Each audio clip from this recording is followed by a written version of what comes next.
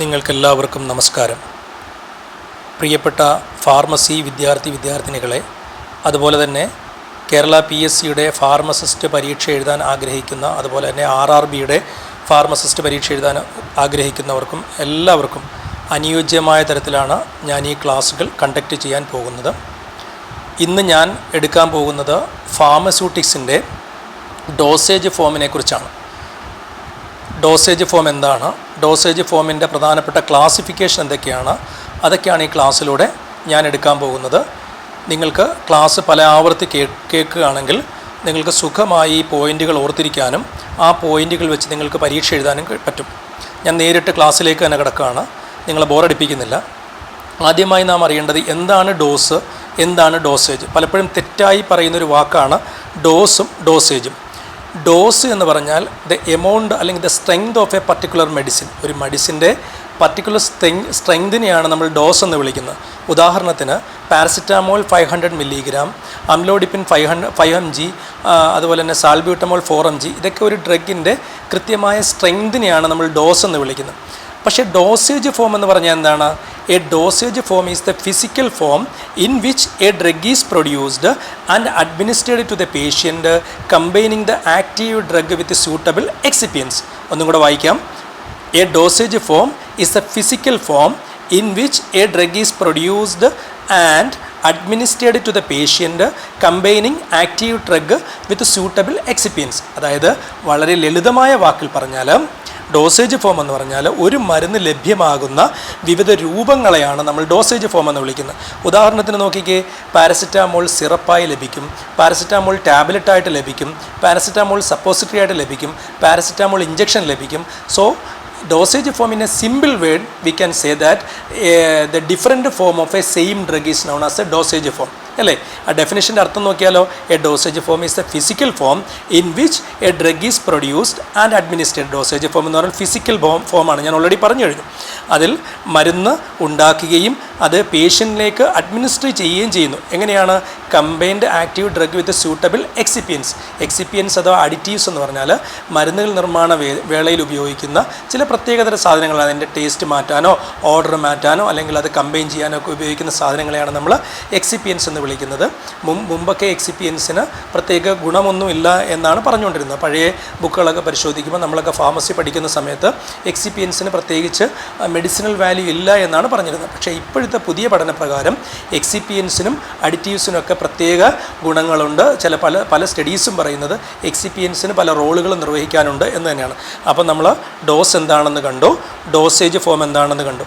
ഇനി what is the purpose of dosage form? അതാണ് വളരെ ഇമ്പോർട്ടൻറ്റ്. സാധാരണ ഡിഫാമിൻ്റെ ചോദ്യങ്ങൾക്ക് കാണാറുണ്ട്, സ്യൂട്ടിക്സിൽ കാണാറുണ്ട് define dosage form, classify dosage form, what is it's purpose എന്നൊക്കെ. അപ്പോൾ എന്താണ് ഇതിൻ്റെ പർപ്പസ്? ഒന്നാമത്തത് എൻഷ്യൂർ അക്യുറേറ്റ് ഡോസിങ്. ഇപ്പോൾ ഒരു ഡോസേജ് ഫോം ഉണ്ടെങ്കിൽ കൃത്യമായി അതിൻ്റെ ഡോസിങ് സ്ട്രെങ്ത് നമുക്ക് കൊടുക്കാൻ പറ്റും, അല്ലേ? എൻഷ്യൂർ അക്യുറേറ്റ് ഡോസിങ് ആണ്. പിന്നെ എന്ത് ചെയ്യും? Protect drug from degradation. അപ്പോൾ ഉദാഹരണത്തിന് ചില ഡ്രഗിനെയൊക്കെ നമുക്ക് സോളിഡാക്കി വെക്കാൻ പറ്റില്ല, അതിനെ ലിക്വിഡ് രൂപത്തിലേക്ക് മാറ്റണം. ചിലതിനെയൊക്കെ ഇൻഹേലർ രൂപത്തിലാക്കി മാറ്റണം, അല്ലെങ്കിൽ കേടായി പോകും. നമുക്ക് തന്നെ അറിയാം, തുറന്നു വെച്ചാൽ കേടാകുന്ന മരുന്നുകളൊക്കെ ഉണ്ടെന്ന്. അപ്പോൾ പ്രൊട്ടക്റ്റ് ഡ്രഗ് ഫ്രം ഡിഗ്രഡേഷൻ. അടുത്ത എന്താണ്? Mask taste or order. വൃത്തികെട്ട ടേസ്റ്റുകൾ അല്ലെങ്കിൽ അപരുചികൾ എന്നൊക്കെ പറയത്തില്ലേ, മരുന്നിൻ്റെ കയ്പും പുളിപ്പും ഒക്കെ മാറാൻ വേണ്ടി നമുക്ക് ഡോസേജ് എക്സിപ്പിയൻസ് ഒക്കെ ആഡ് ചെയ്ത് വിവിധ രൂപങ്ങളിലേക്ക് മാറ്റാം. അല്ലെങ്കിൽ ഇപ്പോൾ ഗുളിക കഴിക്കുമ്പോൾ ബുദ്ധിമുട്ടാണെങ്കിൽ നമുക്ക് എന്ത് ചെയ്യാം? അത് സപ്പോസിറ്ററി ആയിട്ട് കൊടുക്കാം, അല്ലെങ്കിൽ ഇഞ്ചക്ഷനായിട്ട് കൊടുക്കാം. അപ്പോൾ അതിൻ്റെ മാസ്ക് ടേസ്റ്റും ഓർഡറൊക്കെ പോകുന്നു. പിന്നെന്താണ്? Improve patient compliance. നമുക്ക് സിറപ്പ് കുടിക്കാൻ ബുദ്ധിമുട്ടുള്ള ആശുപത്രിയിലൊക്കെ ജോലി ചെയ്യുന്നവർക്കറിയാം, പല കുട്ടികളും വന്നിട്ട് ഇവൻ സിറപ്പ് കുടിക്കത്തില്ല, സിറപ്പ് ഇവന് ഭയങ്കര ബുദ്ധിമുട്ടാണ്, സിറപ്പ് മടി. അപ്പം അത് മാറ്റാൻ വേണ്ടി സഹായിക്കും. ഇനി എന്താണ്? മറ്റൊരു കാര്യം പറഞ്ഞാൽ അത് വേറൊരു തരത്തിലും കൂടെ പറയാം. Drugs R rarely administered in pure form. അത് നമുക്കറിയാം, അല്ലേ? മരുന്നുകൾ സാധാരണഗതിയിൽ യഥാർത്ഥ രൂപത്തിൽ നമുക്ക് അഡ്മിനിസ്റ്റർ ചെയ്യാൻ പറ്റത്തില്ല, കൊടുക്കാൻ പറ്റത്തില്ല. അപ്പോൾ എന്ത് ചെയ്യും? To improve the stability. ഉദാഹരണം എന്താണ്? Example protect from the moisture and light. നമ്മൾ എന്ത് ചെയ്യും? നമ്മൾ ഡോസേജ് ഫോം ഉണ്ടാക്കും. To enhance the bio availability. നമ്മൾ ഡ്രഗിൻ്റെ ബയോ അവൈലബിലിറ്റി ഉറപ്പുവരുത്താൻ വേണ്ടി നമ്മൾ ചെയ്യാറുണ്ട്. ഇനി എന്താണ്? To ensure the convenience and safety. നേരത്തെ പറഞ്ഞ കാര്യങ്ങളൊക്കെ തന്നെയാണ്. പിന്നെന്താണ്? അതുപോലെ തന്നെ എൻഹാൻസ് ദ ബയോ അവൈലബിലിറ്റി. ഇതൊക്കെയാണ് പ്രധാനമായും ഡോസേജ് ഫോമിൻ്റെ പർപ്പസ് അല്ലെ നീഡെന്ന് പറയുന്നത്. അപ്പോൾ നമ്മളിപ്പോൾ കണ്ടു ഡോസ് എന്താണെന്ന് കണ്ടു, ഡോസേജ് ഫോം എന്താണെന്ന് കണ്ടു. ഇനി ഡോസേജ് ഫോം, ഒരു ideal properties of dosage form, അത് വളരെ ഇമ്പോർട്ടൻ്റ് ആണ്. എന്തൊക്കെയായിരിക്കണം ഒരു ഡോസേജ് ഫോമിൻ്റെ ഐഡിയൽ ആയിട്ടുള്ള കാര്യങ്ങൾ? ഒരു ഡോസേജ് ഫോം നിർമ്മിക്കുമ്പോൾ നാം എന്തൊക്കെ കാര്യങ്ങൾ ശ്രദ്ധിച്ചാലാണ് ആ ഡോസേജ് ഫോം കൃത്യമായി കിട്ടുന്നത്? ഒന്നാമത് സ്റ്റേബിൾ ആയിരിക്കണം. നമ്മൾ ഡോസേജ് ഫോം ഇപ്പോൾ പാരസിറ്റാമോൾ ഇഞ്ചക്ഷൻ ഉണ്ടാക്കിയിട്ട് അത് പെട്ടെന്ന് ആവിയായി പോയിട്ട് കാര്യമില്ലല്ലോ. അപ്പോൾ ഡോസേജ് ഫോം നമ്മൾ ഉണ്ടാക്കുന്ന സമയത്ത് അത് ഏത് ഡോസേജ് ഫോമിലാണോ നമ്മൾ ഉദ്ദേശിക്കുന്നത് ആ ഫോമിൽ that drug should be stable. രണ്ടാമത്തെ എന്തായിരിക്കണം? സേഫ് ആയിരിക്കണം. ആ ഡ്രഗ് സേഫ് ആയിരിക്കണം. മൂന്നാമത്തത് ഇഫക്റ്റീവ് ആയിരിക്കണം. നാലാമത്തത് ഈസി ടു അഡ്മിനിസ്റ്റർ ആയിരിക്കണം. നമ്മൾ ഓൾറെഡി പറഞ്ഞു കഴിഞ്ഞു, നമുക്ക് എന്തെങ്കിലുമൊക്കെ ഉണ്ടാക്കി വെച്ചിട്ട് കാര്യമില്ല, നമുക്ക് ഈസി ആയിട്ട് പേഷ്യൻറ്റിന് കൊടുക്കാൻ പറ്റണം. നാലാമത് അക്സെപ്റ്റബിൾ ടു പേഷ്യൻ്റ് എന്ന് സ്വീകരിക്കാൻ പറ്റുന്നതാവണം. അല്ലാതെ നമ്മൾ എന്തെങ്കിലും ചെയ്തിട്ട് കാര്യമില്ല. മറ്റൊന്ന് എക്കണോമിക്കലായിരിക്കണം. ഇപ്പോൾ ഇന്നത്തെ കാലത്ത് സാമ്പത്തികമൊക്കെ നോക്കുന്നതായതുകൊണ്ട് എക്കണോമിക്കലും ആകുക എന്നുള്ളത് വളരെ പ്രധാനമാണ്. അപ്പോൾ ideal properties of dosage form ഒന്നും കൂടെ പറയാം. സ്റ്റേബിൾ ആയിരിക്കണം, സേഫ് ആയിരിക്കണം, ഇഫക്റ്റീവ് ആയിരിക്കണം, ഈസി ടു അഡ്മിനിസ്റ്റർ. പിന്നെന്താണ്? അക്സെപ്റ്റബിൾ ടു പേഷ്യൻറ്റിന് ഈസി ആയിട്ട് അക്സെപ്റ്റ് ചെയ്യാൻ പറ്റുന്നതായിരിക്കണം. മറ്റൊന്ന് ഇറ്റ് ഷുഡ് ബി എക്കണോമിക്കൽ. അപ്പോൾ ഡോസ് കണ്ടു, ഡോസേജ് ഫോം കണ്ടു, അതിൻ്റെ പ്രത്യേകതകൾ എന്തൊക്കെയാണെന്ന് കണ്ടു, അതിൻ്റെ ഐഡിയൽ എന്തൊക്കെയായിരിക്കണമെന്ന് കണ്ടു. ഇനി അടുത്തത് നോക്കാൻ പോകുന്ന ക്ലാസിഫിക്കേഷനാണ്. നമുക്ക് ഡോസേജ് ഫോമിനെ പ്രധാനമായി രണ്ട് തരത്തിൽ ക്ലാസിഫൈ ചെയ്യാം. ഒന്ന് ഫിസിക്കൽ സ്റ്റേറ്റിൽ ക്ലാസിഫൈ ചെയ്യാം, രണ്ടാമത് റൂട്ട് ഓഫ് അഡ്മിനിസ്ട്രേഷനിൽ ക്ലാസിഫൈ ചെയ്യാം. അപ്പോൾ on the basis of the physical state, അതായത് ഭൗതിക ഘടന അനുസരിച്ച് ഡോസേജ് ഫോമിനെ പ്രധാനമായും 4 ക്ലാസിഫൈ ചെയ്യാറുണ്ട്. ഒന്ന് സോളിഡ് ഡോസേജ് ഫോം, രണ്ടാമത്തെ liquid dosage form, 3 semi solid dosage form, 4 gaseous dosage form. Solid, liquid, semi solid, gaseous dosage form. Solid എന്താണെന്ന് നിങ്ങൾക്ക് അറിയാം, ഖരാവസ്ഥയിലുള്ള അല്ലേ. ലിക്വിഡ് ഡോസേജ് ഫോം എന്തായിരിക്കും? ദ്രാവകാവസ്ഥയിലുള്ള ഡോസേജ് ഫോമാണ്. സെമി സോളിഡ് എന്ന് പറഞ്ഞാൽ ഖരവും ദ്രാവകത്തിന് ഇടയ്ക്കുള്ള അവസ്ഥ. ഇനി 4 ഗേഷ്യസ് ഡോസേജ് ഫോം, ഗ്യാസ്, വാതക രൂപത്തിലുള്ള ഡോസേജ് ഫോം. സോളിഡ് ഡോസേജ് ഫോമിന് നമുക്ക് എന്തൊക്കെയാണെന്ന് നോക്കിയാലോ. സോളിഡ് ഡോസേജ് ഫോമിനെ വീണ്ടും നമുക്ക് രണ്ടായി തിരിക്കാം. ഒന്ന് യൂണിറ്റ് ഡോസേജ് ഫോം എന്നും മറ്റൊന്ന് ബൾക്ക് ഡോസേജ് ഫോം എന്നും. യൂണിറ്റ് ഡോസേജ് ഫോമിൻ്റെ അർത്ഥം എന്താണ്? യൂണിറ്റ്, സിംഗിൾ ആയിരിക്കുന്നത്. അതേതൊക്കെയായിരിക്കും യൂണിറ്റ് ഡോസേജ് ഫോമിൽ വരുന്നത്? ടാബ്ലറ്റ്, ക്യാപ്സൂൾസ്, പൗഡേഴ്സ്, പിൽസ്, ഇതൊക്കെ യൂണിറ്റ് ഡോസേജ് ഫോമിൽ വരുന്ന സാധനങ്ങളാണ്. ഇനി ബൾക്ക് ഡോസേജ് ഫോം ഉണ്ട്, ഒരു ബൾക്കായിട്ട് വരുന്ന ഡോസേജ് ഫോം. ആ ബൾക്ക് ഡോസേജ് ഫോമിനെ രണ്ടായി തിരിക്കാം വീണ്ടും. ഒന്ന് ഇൻറ്റേർണലും ഉണ്ട്, മറ്റൊന്ന് എക്സ്റ്റേണലും ഉണ്ട്. അതായത് ഇൻറ്റേർണൽ ഉള്ളിൽ കഴിക്കുന്ന bulk dosage form, externally apply ചെയ്യുന്ന ബൾക്ക് ഡോസേജ് ഫോം. ഏതൊക്കെയാണ് ഇൻറ്റേർണൽ ഉള്ളത്? ഒന്ന് ഫൈൻ പൗഡേഴ്സ് ആൻഡ് ഗ്രാനുൾസ് ഒക്കെ ഇൻറ്റേർണലി പോകുന്ന ബൾക്ക് ഡോസേജ് ഫോമാണ്. എക്സ്റ്റേണലി പോകുന്നതിന് ഉദാഹരണം എന്താണ്?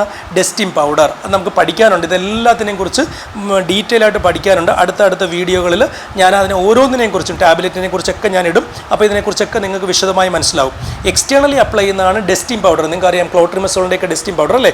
ഇനി ഇൻസഫലേഷൻസ് എന്ന് പറഞ്ഞാൽ നമ്മൾ വജീനൽ ക്യാവിറ്റി, ഓപ്പണിംഗ് ക്യാവിറ്റിയിലേക്ക് അപ്ലൈ ചെയ്യുന്ന ഇൻസഫലേറ്റർ എന്ന് പറഞ്ഞ സാധനം ഉപയോഗിച്ച് അപ്ലൈ ചെയ്യുന്ന സാധനങ്ങൾക്കാണ് നമ്മൾ ഇൻസഫലേഷൻസ് എന്ന് വിളിക്കുന്നത്.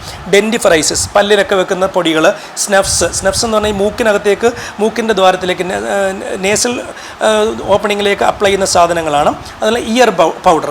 അപ്പോൾ നമ്മൾ സോളിഡ് ഡോസേജ് ഫോമിനെ രണ്ടായി തിരിച്ചു. യൂണിറ്റ് ഡോസേജ് ഫോം എന്നും ബൾക്ക് ഡോസേജ് ഫോം എന്നും. ബൾക്ക് ഡോസേജ് ഫോമിനെ വീണ്ടും രണ്ടായി തിരിച്ചു, ഇൻറ്റേർണലും എക്സ്റ്റേണലും. Internal example fine powder and granules, external example dusting powder. ഇനി ലിക്വിഡ് ഡോസേജ് ഫോമിലേക്ക് വന്നാലോ, biphasic and monophasic. Liquid dosage ഫോമിനെ രണ്ടായി തിരിക്കാം, ബൈഫേസിക് എന്നും മോണോഫേസിക് എന്നും. ബൈഫേസിക്കിന് ഉദാഹരണം എന്താണ്? എമൽഷനും സസ്പെൻഷനും. ബൈഫേസിക്കിൻ്റെ പ്രത്യേകത 2 ഫേസ് ഉണ്ടാവും. 2 ഫേസ്. നിങ്ങൾക്ക് സസ്പെൻഷനൊക്കെ എടുക്കുമ്പോൾ തന്നെ 2 ലെയറിലായിട്ട് കിടക്കുന്ന. തൽക്കാലം അങ്ങനെ മനസ്സിലാക്കുക. അടുത്ത വീഡിയോകളിൽ ഫുൾ എടുക്കുന്നതായിരിക്കും. മോണോഫേസിക്കിൻ്റെ പ്രത്യേകത എന്താണ്? മോണോഫേസിക്കിനെ നമ്മൾ വീണ്ടും രണ്ടായി തിരിക്കും, ഇൻറ്റേർണലും എക്സ്റ്റേണലും. മോണോഫേസിക്കിനെ രണ്ടായി തിരിക്കുക, ഇൻറ്റേർണലും എക്സ്റ്റേണലും. ഇൻറ്റേർണൽ എക്സാമ്പിളാണ് സിറപ്പ്, എലിക്സർ, ലിഞ്ചസ്, ഡ്രോപ്സ്. സിറപ്പ്, എലിക്സറൊക്കെ എന്ന് പറഞ്ഞാൽ നമ്മൾ ഹൈഡ്രോ ആൽക്കഹോളിക് പ്രിപ്പറേഷനാണ്. സിറപ്പ് എന്ന് പറഞ്ഞാൽ സുക്കർ സൊല്യൂഷനാണ്. ഇതൊക്കെ നമുക്ക് പിന്നീട് പഠിക്കാനുണ്ട്, ഞാൻ അപ്പോൾ എക്സ്പ്ലെയിൻ ചെയ്യാം. ഇനി external application example liniment, ointment, throat paint, sprays, eye lotions, ഇതൊക്കെ എന്താണ്? എക്സ്റ്റേണൽ ആപ്ലിക്കേഷൻ ഉദാഹരണമാണ്. ഇനി സെമി സോളിഡ് ഡോസേജ് ഫോം ഏതൊക്കെയാണെന്ന് നോക്കിയാലോ. അതിനെ വീണ്ടും രണ്ടായി തിരിക്കാം, ഇൻറ്റേർണൽ എക്സ്റ്റേണലും. ഇൻറ്റേണൽ ഉപയോഗിക്കുന്നതാണ് സപ്പോസിറ്ററീസും അതുപോലെ തന്നെ പെസറീസും. സപ്പോസിറ്ററി എന്താണെന്ന് നിങ്ങൾക്ക് അറിയാമല്ലോ, നമ്മുടെ റെക്റ്റൽ ഓപ്പണിങ്ങിൽ അപ്ലൈ ചെയ്യുന്ന സാധനങ്ങളാണ് സപ്പോസിറ്ററി. പെസറി അറിയാം, വജൈനൽ ഓപ്പണിങ്ങിൽ വെക്കുന്ന, വളരെ ഇമ്പോർട്ടൻ്റ് ആണ്. PSC ഹോൾഡേഴ്സ് ഒന്ന് ശ്രദ്ധിച്ചോണം. പെസറീസ്, വജൈനൽ സപ്പോസിറ്ററീസിനെ വിളിക്കുന്ന പേരാണ് പെസറീസ്. എപ്പോഴും ചോദിക്കുന്ന ചോദ്യമാണ് കേട്ടോ. എക്സ്റ്റേണൽ അപ്ലൈ ചെയ്യുന്ന സാധനങ്ങളാണ് ഓയിൻമെൻറ്റ്, ക്രീം, പേസ്റ്റസ്, ജെല്ലീസ്. അപ്പോൾ സെമി സോളിഡിനെയും രണ്ടായിത്തിരിക്കും, ഇൻറ്റേണലും എക്സ്റ്റേണലും. ഇനി അടുത്ത് നമുക്ക് നോക്കാനുള്ളത് ഗേഷ്യസ് ആണ്. ഗേഷ്യസ് ഡോസേജ് ഫോമിന് എക്സാമ്പിൾസ് ഏതൊക്കെയാണ്? എയറോസോൾസ്, ഇൻഹേലറൊക്കെ നമുക്കറിയാം അല്ലേ, അതൊരു ഗ്യാസ് രൂപത്തിൽ വരുന്ന മരുന്നുകളാണ്. അപ്പോൾ നമ്മൾ പ്രധാനമായും ഇവിടെ ഇന്നിപ്പോൾ കണ്ടത് ഡോസേജ് ഫോം എന്താണെന്ന് കണ്ടു, ഡോസേജ് ഫോമിൻ്റെ പ്രത്യേകത എന്താണെന്ന് കണ്ടു, ഡോസേജ് ഫോം എന്തിനാണെന്നും കണ്ടു, ഐഡിയൽ ഡോസേജ് ഫോം എങ്ങനെ ആയിരിക്കണമെന്ന് കണ്ടു. പിന്നെ മറ്റൊന്ന് ഫിസിക്കൽ സ്റ്റേറ്റിൽ നമ്മൾ ഡോസേജ് ഫോമിനെ എങ്ങനെയാണ് ക്ലാസിഫൈ ചെയ്യുന്നതാണ് നമ്മൾ പറഞ്ഞുകൊണ്ടിരുന്നത്. ക്ലാസിഫിക്കേഷൻ ഓഫ് ഡോസേജ് ഫോം, അത് solid, liquid, semi solid, gaseous. സോളിഡിന് നമ്മൾ ഭൗതിക അവസ്ഥയിലുള്ള സാധനങ്ങൾ, ഖരാവസ്ഥയിലുള്ള സാധനങ്ങൾ അല്ലേ, രണ്ടായിത്തിരിക്കും. യൂണിറ്റ് ഡോസേജ് ഫോം എന്നും ബൾക്ക് ഡോസേജ് ഫോം എന്നും. യൂണിറ്റ് ഡോസേജ് ഫോമിന് ടാബ്ലറ്റ്, ക്യാപ്സൂളൊക്കെ എക്സാമ്പിളാണ്. ബൾക്ക് ഡോസേജ് ഫോം എന്ന് പറഞ്ഞാൽ എന്താണ്? ഇൻറ്റേണലും എക്സ്റ്റേണലും ഉണ്ട്. ഇൻറ്റേണൽ എക്സാമ്പിൾ എന്താണ്? ഫൈൻ പൗഡർ, ഉള്ളിൽ കഴിക്കുന്ന സാധനം, fine powders and granules. External example എന്താണ്? ഡെസ്റ്റിൻ പൗഡേഴ്സ്, ഡെൻറ്റിഫ്രൈസസ്, ഇൻസഫലേഷൻസ് എന്തൊക്കെയാണെന്ന് പഠിക്കാനുണ്ട്. അടുത്ത ലിക്വിഡ് ഡോസേജ് ഫോമിനെ വീണ്ടും നമുക്ക് രണ്ടായി തിരിക്കാം, ബൈഫേസിക് എന്നും മോണോഫേസിക് എന്നും. ബൈഫേസിക്കിന് എന്താണ്? എമൽഷനും സസ്പെൻഷനുമാണ് ബൈഫേസിക്, രണ്ട് ഫേസ് ഉള്ളത്. ഇനി മോണോഫേസിക്കിൻ്റെ പ്രത്യേകത എന്താണ്? മോണോഫേസിക്കിനെ രണ്ടായി തിരിക്കും, ഇൻറ്റേണലും എക്സ്റ്റേണലും. മോണോ എന്ന് പറഞ്ഞാൽ ഒരു ഫേസ് മാത്രമേ ഉള്ളത്. അതിന് എക്സാമ്പിളിന് സിറപ്പ്, എലിക്സറും ഒക്കെ അല്ലേ. ഇനി നമ്മൾ സെമി സോളിഡ് ഡോസേജ് ഫോമിലേക്ക് വന്നാൽ അതിന് വീണ്ടും നമുക്ക് എന്ത് ചെയ്യാം? രണ്ടായി തിരിക്കാം, ഇൻറ്റേണൽ എന്നും എക്സ്റ്റേണൽ എന്നും. ഇൻറ്റേണൽ സെമി സോളിഡിന് എക്സാമ്പിളാണ് സപ്പോസിറ്ററി റെക്റ്റൽ ഓപ്പണിങ്ങിൽ വെക്കുന്ന ടാബ്ലറ്റുകളെയാണ് നമ്മൾ എന്ത് പറയുന്നത്? സപ്പോസിറ്ററി എന്ന് പറയുന്നത്. വജൈനൽ ഓപ്പണിങ്ങിൽ വെക്കുന്നതിനെ പെസറി എന്ന് പറയും. എക്സ്റ്റേണൽ അപ്ലൈ ചെയ്യുന്നതിന് ഓയിൻമെൻറ്റ്, ക്രീംസ്, പേസ്റ്റസ്, ജെല്ലീസും. പിന്നെ അടുത്ത classification gaseous form of dosage ഫോമാണ്. അത് ഇൻഹെയിലറും അതുപോലെ എയറോസോൾസ്, നമ്മൾ ആവി പിടിക്കാനൊക്കെ ഉപയോഗിക്കുന്ന മരുന്നുകളൊക്കെ, അതൊക്കെ ഗേഷ്യസ് ഡോസേജ് ഫോമിന് എക്സാമ്പിളാണ്. അപ്പോൾ നിങ്ങൾക്ക് പ്രധാനമായും ഡോസേജ് ഫോം എന്താണെന്ന് മനസ്സിലായി. ഡോസേജ് ഫോമിൻ്റെ ഡെഫിനേഷൻ ഞാൻ പറഞ്ഞു തന്നു. നിങ്ങൾക്ക് ക്ലാസിഫൈ ചെയ്യുന്ന ഏകദേശം ഫിസിക്കൽ സ്റ്റേറ്റിനെ മനസ്സിലായിട്ടുണ്ട്. പല ആവർത്തി നിങ്ങൾ ക്ലാസ് കേൾക്കുക. അടുത്തതായി നമുക്കിനി നോക്കാനുള്ളതും dosage form classification based on the route of administration ആണ്. അത് ഞാൻ അടുത്ത വീഡിയോയിൽ നിങ്ങൾക്ക് അപ്ലോഡ് ചെയ്ത് തരും. എന്നിട്ട് ഇതിന് ശേഷം ഓരോന്നിനെക്കുറിച്ചും, ടാബ്ലറ്റ് എന്താണ്, ഡിഫറെൻറ്റ് ടൈപ്പ് ഓഫ് ടാബ്ലറ്റ് ഏതൊക്കെയാണ്, ക്യാപ്സൂൾ എന്താണ്, ഡിഫറെൻറ്റ് ടൈപ്പ് ഓഫ് ക്യാപ്സൂൾ ഏതൊക്കെയാണ്, ഇതൊക്കെ ഞാൻ എക്സ്പ്ലെയിൻ ചെയ്ത് തരും. Elixir, what is the difference between the sugar coated and film coated tablet, ഇതെല്ലാം പറയുന്നതായിരിക്കും. അപ്പോൾ അത് ഓരോ വീഡിയോയിൽ, നിങ്ങൾ ഒരുപാട് വീഡിയോ കേട്ടി നിങ്ങൾക്ക് ബോറാകുമെന്ന് എനിക്കറിയാം.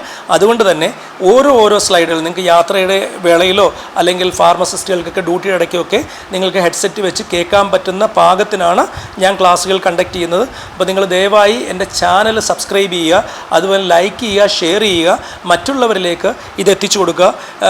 PSC എഴുതാൻ പോകുന്നവർ പഴയ മോഡലല്ല, ഇപ്പോൾ എല്ലാം ഫാക്റ്റുകളാണ്, ആക്ച്വൽസ് അല്ല. അതായത് അത്യാവശ്യം തിയറി നന്നായി അറിഞ്ഞിരിക്കണം. സ്റ്റേറ്റ്മെൻറ്റ് ടൈപ്പിലെ ക്വസ്റ്റ്യനാണ്.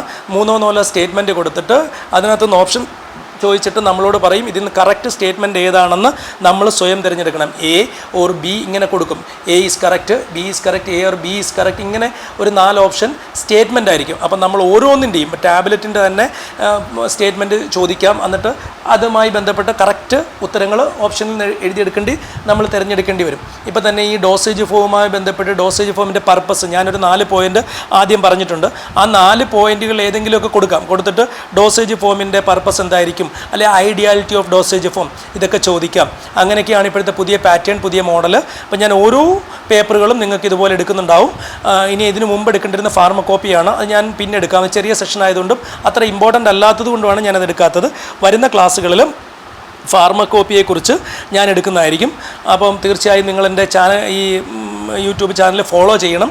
നിങ്ങൾ ബെൽ ബട്ടൺ പ്രസ് ചെയ്യണം. എന്നാലേ നിങ്ങൾക്ക് തുടർച്ചയായി അടുത്തടുത്ത ക്ലാസ്സുകൾ കിട്ടുള്ളൂ. നിങ്ങൾക്കെല്ലാവർക്കും നന്ദി.